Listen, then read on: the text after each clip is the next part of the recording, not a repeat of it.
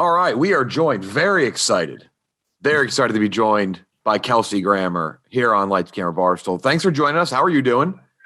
I'm great, thanks.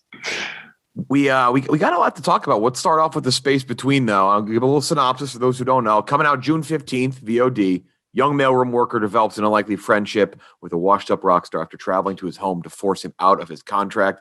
That's simple. That's basic nuts and bolts. Let's hear it from you, though. The Space Between, what can we expect?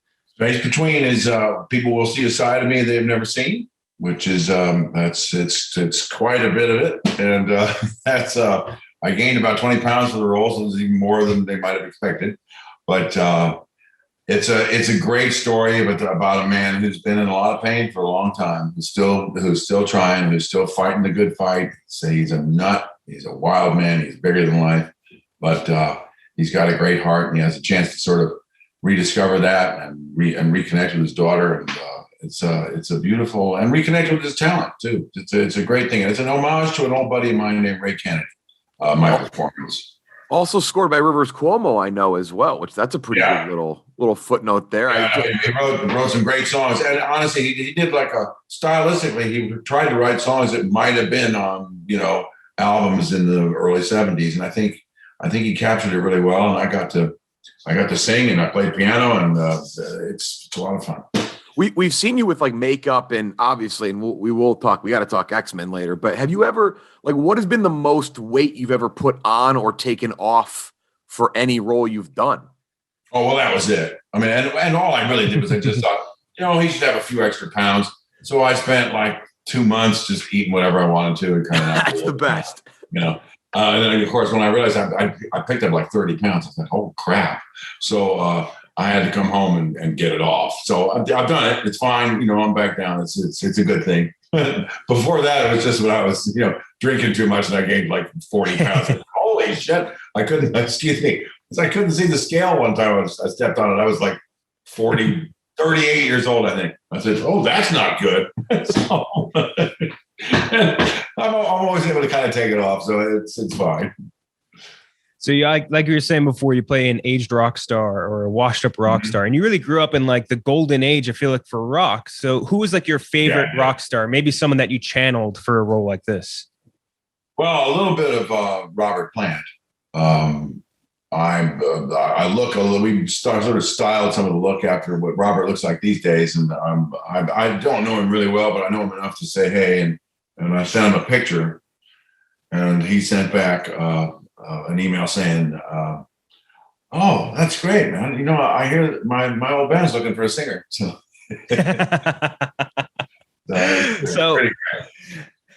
you're working, Rachel Winter was the director on this. She was a longtime producer for over 20 years, but she was new to directing movies as a first feature role or featured movie.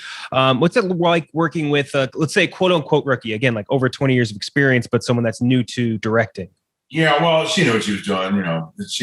She waited the right amount of time. It's not like you're supposed to just suddenly become a director. You need to spend some time around the film industry, and then you have some chops. And I think we're actually making a mistake these days with putting so many people who are very limited in experience at the helm of a show, because there's over 100 people on any set that need you to give them some guidance. And with me, of course, we got along pretty well. We sat down and had dinner months before we started shooting, and kind of figured out what we were going to be doing together. And she's great. She's fantastic. But you get a group of people around that, need to turn to someone who knows what they're doing. You got to be there, and you need the experience to know how to make the right call. And she had all of that. So she did a great job. You've been in so many big things over the years, whether it's TV, movies, but some small things as well. And again, and we'll get to another one of your shows that is coming back, which is kind of crazy to even say that. But is there a preference for you where there's maybe times, maybe certain points of the year, or eras of you acting, you're maybe I'd like to do voice an animated movie. Maybe I'd like to be on a smaller movie. Is it ebbs and flows, what you prefer to be doing at the time? Or is there a type of set that you truly like the most? No, you know what? Honestly, I like the variety. I like doing different things. And when something comes across my desk that is actually a real departure, like this role was, I think, hell, if I can find a way to do this, I'm going to do it. There's a couple of those scripts I have sitting around that actually, if they can get the money up, or I can help them get the money up there, I'm going to do them. But they're smaller movies, but they're great characters. So that's one of these. This is one. Well, I like the long hair rolls too. I feel like that's I think I should do more long hair rolls. I feel that way. I'm gonna have to get that wig guy because mine's starting to push back now. Eventually, I'm gonna need to get a guy just plastered on. Nothing like a good wig, man. We want to get back to Space Between, but we also want to talk about some of your other roles as well. I mean, we grew up with stuff like Frasier, Cheers. Well, that's not Cheers, but The Simpsons and stuff like that. With Cheers. And this is a show that my parents were obsessed with like forever. With Cheers, has anyone ever pointed out to you how terrible the pours were at Sam's Bar? And Jeff is going to pull up a picture here, and because they were terrible, they were truly bad. Well, that's horrible. They weren't cleaning the lines, I guess. That's horrible. That's where that cake was new. I would have been embarrassed to hand that to anybody. And there are multiple examples of this. There's like a whole. I'm just glad I'm not in any of those pictures. But there may be one. There was a line I said, well, now there's a head I can shrink. It might have been a little too generous a head. So let's talk about the reboot a little bit, and obviously not a ton out, and it's a little ways away. But you have a very interesting situation with the Frasier reboot, because I feel like, and this has been a thing for years, whether it be, like Friends they just did their reunion, right? Then you have, Larry David or Seinfeld, they talked about, and they did like a Curb Your Enthusiasm version of a reboot. Right. But you've talked very positively about it for a while, because I feel like Frasier, you have the ability to be like, different eras of his life, like Frasier Crane's life, where it lends to being revived pretty damn well. We're not trying to do the old Frasier. It's going to be a new Frasier. It's going to be, you said different city, right? Yeah, it's a different city, a third act, a new set of responsibilities with hopefully the whole previous cast sort of joining in with a new set of responsibilities for them, with a new life for them as well. And we would never do. There was the reboot of what was it? Oh Lord, now I'm forgetting the name. But Will and Grace. The Will and Grace is like they just never. The time had never passed. So it's not. I can't do that. We can't stay in Seattle. We can't do any of that crap. So we're looking for the sweet spot right now. And then trying to woo all the people back, making sure they understand that there's actually going to be interesting stuff to play, and it's coming along. We're going to get that.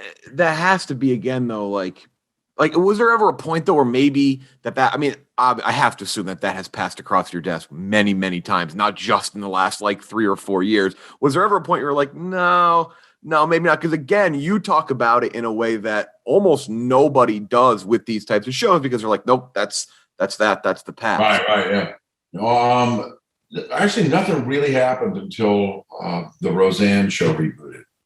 Oh, okay. And I thought to myself, there's more life in these guys. That's all I really thought. I thought there's new life in these guys, and I thought this is the right time to do it. I didn't want to jump on anything else, but I wanted to make sure it was a different world, and so that was one of the things that did it for me. I thought, well, they can't possibly pretend that we're in the same place we were 15 years ago, right? So we embraced that idea, and then sort of go from there. I mean. What's neat about Frasier is he's the kind of guy who always was dreaming to do something. I think of him as sort of George Bailey from It's a Wonderful Life. He thinks he's going to go travel the world. He thinks he's going to go explore this or go write this book or do that. And something changes his plans and he has to stay. So it's good. Do you have the city yet for where it's going to be set? Yeah, we have. We're not talking about that.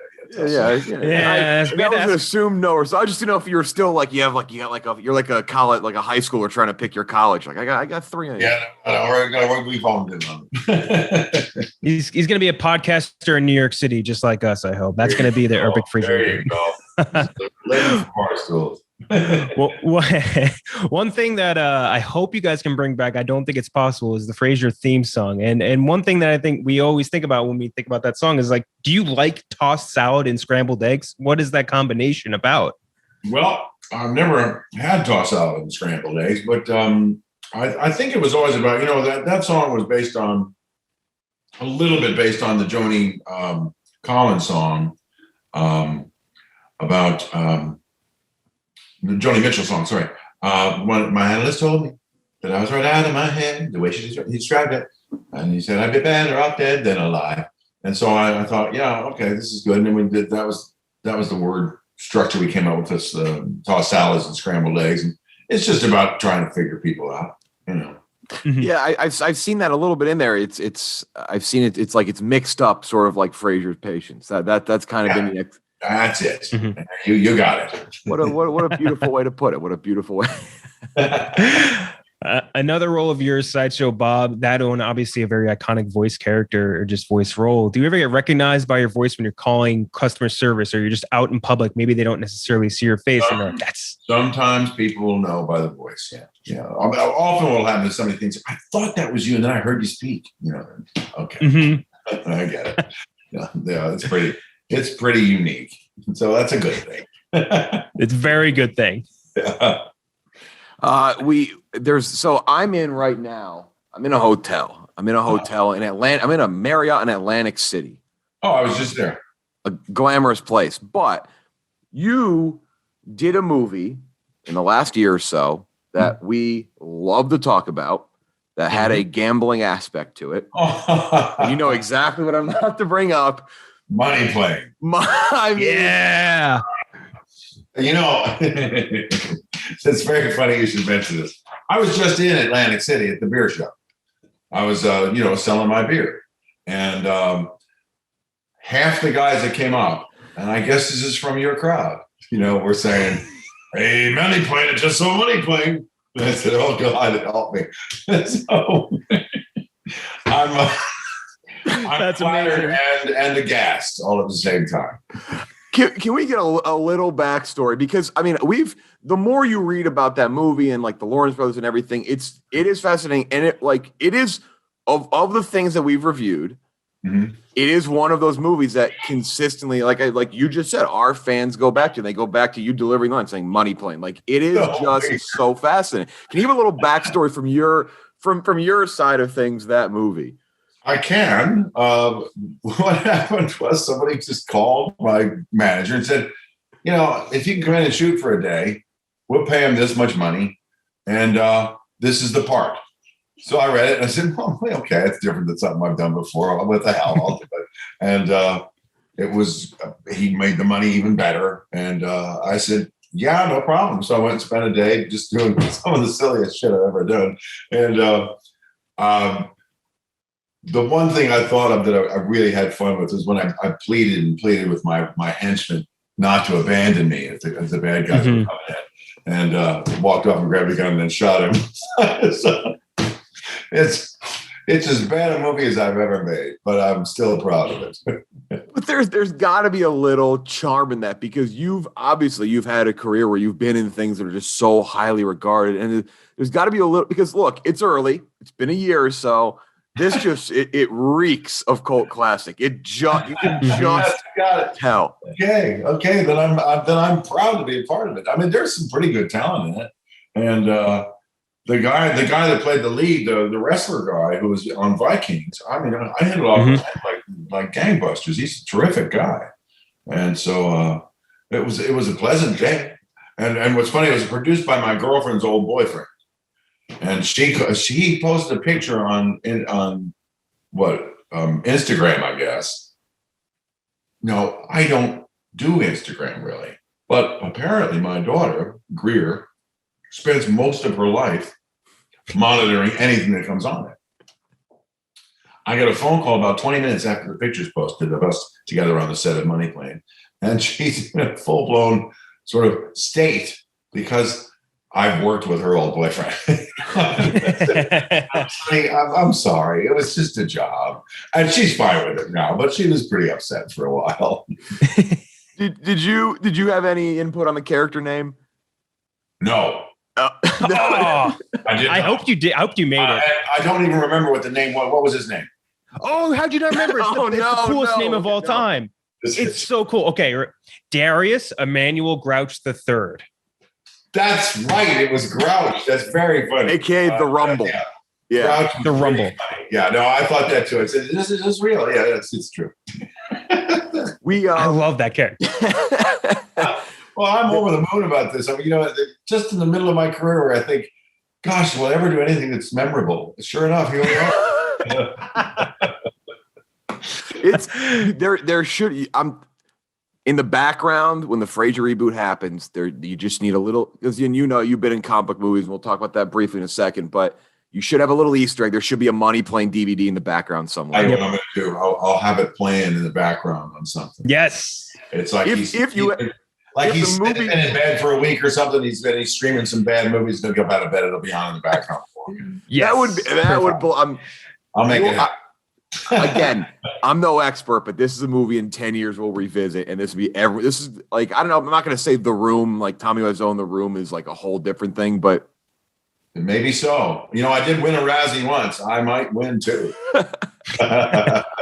If it ever comes across you again where it's on, there's a thing pointed out by this other this YouTube group, Red Letter Media. They noted that there was a fight in the plane, and they bump into what's supposed to be like the mechanical workings of the plane, and it was actually an old CD drive, and out pops a Bare Naked Ladies CD. Like the CD opens up, and if you catch it, yeah, it's a Bare Naked. Oh, that's pretty good. No, that's a prize. That is. That's cool to catch that. I gotta say. Reminder: space between out June 15th. We got to talk X-Men real quick because we're massive comic book fans. X-Men is kind of in flux. It's going to be part of the Marvel Cinematic Universe, but not for a few years. Has that, and everything with Marvel nowadays is multiverse and bringing back old characters. We know Spider-Man, Tobey Maguire. Has that been a thing brought up to you? Because you've been recently back, It hasn't been brought up, but you know what? I'm going to bring it up because honestly, I love that character and I wanted to do more of it. And they shut him down after that film I did, and I thought, they said, "Oh, we're really excited about the next film," and I'm saying, "Oh, cool. What?" And they say, "Yeah, we're going back in time." So it's a younger beast, and that's what it's going to be. And I thought, well, you miserable sons of Sassafras. But you know what? It was okay. It's all right. I heard they were lovely films. I did not watch them. However, I did when I found out they were going to go back in time to my time that I was in, that I called Robin and said, "Look, I really want to be in that." So that's not even. This is not even a question of like, are you open? Like you absolutely. No. I haven't been able to campaign for it, but there is nothing I would rather do than reprise that role. I love that role. It's the greatest role in the world, and he's that wonderful character. That guy that's an outsider and an insider, the one that knows what everything's about, is also not too dumb and very powerful. It's great. Yeah. He's the representative of all the mutants in the Senate. Like he's a very smart guy. Very cool. This is the official start of the campaign, by the way. I just want to know. There you go. Listen, I want you guys on board for this because I'm going after it. We have a bit of a good touch. J.K. Simmons was on this podcast, and we talked about him coming back for Spider-Man, and he was in it like 6 months later again. So, okay, now we're talking. We got the touch. Yeah, we got the touch. Yeah. Exactly. So. There's a scene right now that's making the rounds on Twitter, Instagram, TikTok, all those places. There's a scene from X3, got deleted, where you do the Shakespeare Brand of Brothers speech, and it's going viral everywhere. People are going crazy about it. Why do you think that didn't make the final cut, number one? And number two, whose idea was that? It was Brett and I were just sitting around talking, and it was in between takes, and he just said, "Do some Shakespeare." So I said, "Yeah, sure." So I did it. Excuse me. I mean, I'm probably not using the right language here, but we Band of Brothers, yeah. "For he who sheds his blood with me, this day shall be my brother." Yeah, it's a great speech from Henry V. I extemporized it a little bit because there were a couple of passages that weren't exactly right, but most of them were. Men of bed in England who will count their manhoods cheap, which is yes. And you you pontificated it. It was like so like, oh, I love that. Great. It's such a great speech, and it's about going to war. Laurence Olivier used his performance in that film to kind of rally the English people to fight that war in World War II. I mean, it was one of the great sort of propaganda moves you could do, but it was exactly the right note to play. I mean, it's fantastic. It's the greatest language in the world. Shakespeare, greatest writer in history. This movement now to stop teaching Shakespeare, they're out of their minds. They've crazy. if you want to speak English, you got to know this guy. You have to. That's all right. Well, hopefully it's just a flash in the pan. But by the way, besides our new campaign now to get you to get the role of Beast back, I also want to make now a separate campaign for you to become an EGOTer, because you have an Emmy and a Tony. But I have an idea. Number one, we can get you a Grammy, I think, fairly easily because you have a great voice. We get you a spoken word album Grammy for an audio book. All right. Yeah, I've done quite a few of those, actually. Just never got that kind of traction. So that's do. Step one. And number two, and Jeff's going to pull up a picture here. I think we can make a movie where you could win Best Actor in a movie like The Wrestler, but it's about The Undertaker, who's a very famous WWE wrestler. I think you could do it. I could play the shit out of him. That's the long hair thing again. Exactly. It's right up my alley, man. Late stage Undertaker, like him wanting to go back into the ring and like him not knowing if his body can take it. I think you could absolutely play the crap out of that role and get that Mickey Rourke type of traction from the wrestler. Of course I could. I'm gonna have to work on some steroids and some exercise programs, but I think I'll be all right. I can do it. That's He's also 7 feet tall, a couple cheeseburgers for Beast. Yeah. Oh, I'll wear some heels. Yeah. Yes, exactly. And again, he's like 7 feet tall. That'll be fine. Well, camera angles, we can trick everybody. We just cast a lot of other people who are 5 shorter. I can do that 7'5" if those are the rules. Exactly. Before we let you go, we love getting recommendations and favorite movies from people. I'd love to hear 6 picks. It can be like classics that you like that many people don't like, guilty pleasures, or 6 favorite movies. Just 6 movies that may pop into your head first. Okay, well, I'll tell you my favorite movie, The Searchers, John Wayne. Another one, The Man Who Shot Liberty Valance, John Wayne. After that, To Kill a Mockingbird, Gregory Peck. After that, we've been watching some recent movies. Oh, let me see here. What I thought was good. Damn, John Wick, the first one. Great pick. Mm-hmm. Yeah.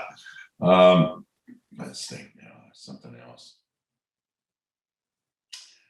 Oh yeah, it's been a little bit. Oh, Jaws. Jaws is a brilliant movie, man. My 4-year-old, it's his favorite movie. Now that's a little really, but first we played it the first time, and he said like he wasn't really upset. He was just really watching it, and then you started to realize, oh, he's got a brain for a film. He's screen time. He gets it. He gets suspense, and when the shark appears and stuff, he can do the whole Quint death scene with the panting and everything. Wow.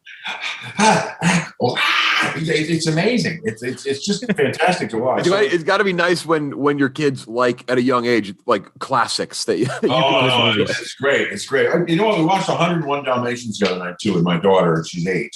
And that is a lovely movie. The dog chain. That's like the way they communicate by barking across the countryside of England. That's fantastic. Other great movies. Well, let me see. Do you have a guilty pleasure? Maybe is there one like we talked about Money Plane? Is there one for you? You're like maybe not the best movie, but man, if it's on, I'm gonna have to watch it. No, you know there really isn't. I'm trying to think if you know what I watched on the plane coming back from Atlantic City. Actually, was Buffy the Vampire Slayer. With Chris. Yeah. I just thought I'm working on a film that actually I started to think if maybe she might be a good choice for the lead actress. And I just was kind of checking to see, and she might be. So I'll follow down that road a little bit more. But Sarah Michelle Gellar, it's actually a pretty good movie. It's actually pretty good. They do it pretty well. It's a little cheeky and funny. Interesting. So I was happy with that. And then I watched My Weekend at Bernie's. Yeah. Yeah. And that guy was funny. The guy playing Bernie, once he's dead. Yeah, right. How he did the stuff he did is really extraordinary. And I've never seen an actor with that much focus in my life. What a collection of movies. There's some good ones in it. I love starting with John Wayne and ending with Weekend at Bernie's. That's always a good one. John Wayne is my favorite. He's my favorite actor. He was amazing.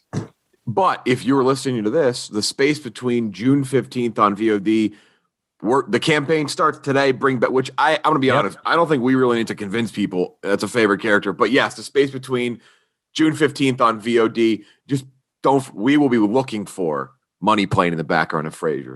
So don't let us down. Okay. Thank you so much for joining us. Thank you so much. Thank you.